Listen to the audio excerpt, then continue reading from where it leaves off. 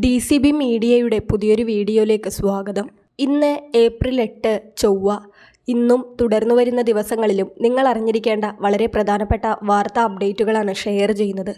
Channel ആദ്യമായി കാണുന്നവർ subscribe ചെയ്യുക. വീഡിയോ ഇഷ്ടമായാൽ ലൈക്ക് കൂടി ചെയ്യുക.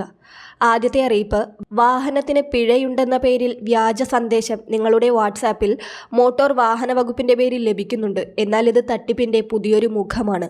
മോട്ടോർ വാഹന വകുപ്പിൻ്റെ പേരിലാണ് ഈ മെസ്സേജ് വരുന്നത്. അതിനാൽ തന്നെ പലരും ഈ തട്ടിപ്പിൽ വീണുപോകുന്നുണ്ട്. മെസ്സേജിലെ വാഹന നമ്പറും മറ്റു വിവരങ്ങളും നിങ്ങളുടേത് തന്നെയായിരിക്കും. വരുന്ന സന്ദേശത്തോടൊപ്പം പരിവാഹൻ എന്ന പേരിൽ വ്യാജ ആപ്പ് അല്ലെങ്കിൽ വ്യാജ ലിങ്ക് ഉണ്ടാകും. അതിൽ ക്ലിക്ക് ചെയ്താൽ പണം നഷ്ടപ്പെടുമെന്നുറപ്പാണ്. അതിനാൽ ഇത്തരം സന്ദേശങ്ങളോട് പ്രതികരിക്കരുതെന്ന് പോലീസ് അറിയിച്ചിരിക്കുകയാണ്.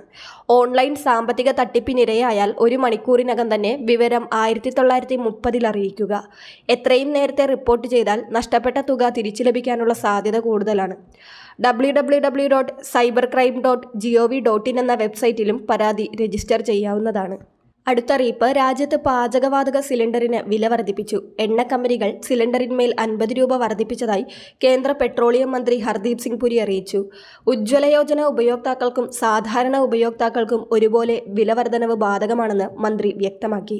14.2 കിലോഗ്രാം LPG സിലിണ്ടറിന്റെ വില സാധാരണ ഉപഭോക്താക്കൾക്ക് 803 രൂപയിൽ നിന്ന് 853 രൂപയായി ഉയരും.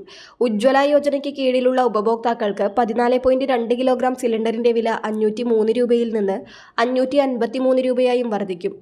അതോടൊപ്പം തന്നെ പെട്രോളിനും ഡീസലിനും കേന്ദ്രം എക്സൈസ് തീരുവ വർദ്ധിപ്പിച്ചിരുന്നു. ലിറ്ററിന് നേരത്തെ കുറച്ച 2 രൂപയാണ് വർദ്ധിപ്പിച്ചത്. ഇന്നു മുതൽ വില പ്രാബല്യത്തിൽ വന്നുകഴിഞ്ഞു.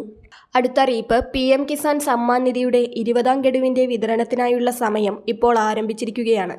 ഏപ്രിൽ, മെയ്, ജൂൺ, ജൂലൈ തുടങ്ങിയ 4 മാസ കാലയളവിൽ എപ്പോൾ വേണമെങ്കിലും ഈ തുകയുടെ വിതരണമുണ്ടാകും. 2000 രൂപ വീതം കർഷകരുടെ ബാങ്ക് അക്കൗണ്ടിലേക്ക് എത്തിച്ചേരുന്നതായിരിക്കും. കേന്ദ്ര സർക്കാർ ഔദ്യോഗികമായി തന്നെ വിതരണം ചെയ്യുന്ന തീയതി മുൻകൂറായി അറിയിക്കുന്നതായിരിക്കും. അതിനുശേഷമായിരിക്കും വിതരണം നടക്കുക. ഈ തുക കൂടി ലഭിക്കുന്നതോടെ PM കിസാൻ സമ്മാൻ നിധി പദ്ധതി വഴി 40,000 രൂപ ഗുണഭോക്താക്കൾക്ക് ലഭിക്കുന്നതാണ്. ഈ ആനുകൂല്യം ലഭിക്കുന്നതിന് EKYC, ലാൻഡ് സീഡിംഗ് പോലുള്ള വിവിധ വേരിഫിക്കേഷൻ വിജയകരമായി പൂർത്തിയാക്കേണ്ടതാണ്.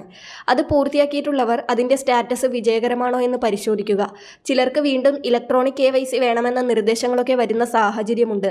അതിനാൽ 20ാം ഗഡുവിൻ്റെ വിതരണത്തിന് മുൻപായി തന്നെ എല്ലാവരും ഇക്കാര്യം പ്രത്യേകം ശ്രദ്ധിക്കുക. PM കിസാൻ സമ്മാൻ നിധിയുടെ വെബ്സൈറ്റിൽ ഇത്തരത്തിൽ സ്റ്റാറ്റസ് പരിശോധിക്കുവാനുള്ള സംവിധാനം ഉണ്ടായിരിക്കുന്നതാണ്. അടുത്തറിയിപ്പ്, ഈസ്റ്റർ, വിഷു എന്നീ വിശേഷ ദിവസങ്ങളുടെയൊക്കെ അടിസ്ഥാനത്തിൽ സംസ്ഥാനത്ത് 1 ഗഡു ക്ഷേമ പെൻഷൻ കൂടി ധനമന്ത്രി പ്രഖ്യാപിച്ചിരുന്നു. ഈ ആഴ്ചയാണ് വിതരണം ആരംഭിക്കുമെന്ന് ധനമന്ത്രി അറിയിച്ചത്. ചിലപ്പോൾ ഇന്ന് വൈകിട്ട് മുതലോ അല്ലെങ്കിൽ നാളെ മുതലൊക്കെയോ ഈ 1600 രൂപയുടെ വിതരണം ആരംഭിക്കുവാനാണ് സാധ്യത. വിഷുവിന് മുൻപായി തന്നെ ക്ഷേമ പെൻഷൻ ഗുണഭോക്താക്കൾക്ക് തുക എത്തുന്ന രീതിയിൽ വിതരണം ചെയ്യുവാനായിരിക്കും സർക്കാരിന്റെ ശ്രമം. അതിനാൽ നാളെക്കുള്ളിലായി തന്നെ വിതരണം ആരംഭിക്കുവാനാണ് സാധ്യത. ബാങ്ക് അക്കൗണ്ടിലേക്ക് തുക ലഭിക്കുന്നവർക്കെല്ലാവർക്കും വിഷുവിന് മുൻപായി തന്നെ തുക എത്തിച്ചേരും. എന്നാൽ വീടുകളിൽ പെൻഷൻ ലഭിക്കുന്ന ഒരു വിഭാഗം പേർക്കെങ്കിലും വിഷു കഴിഞ്ഞിട്ടായിരിക്കും തുക ലഭിക്കുക.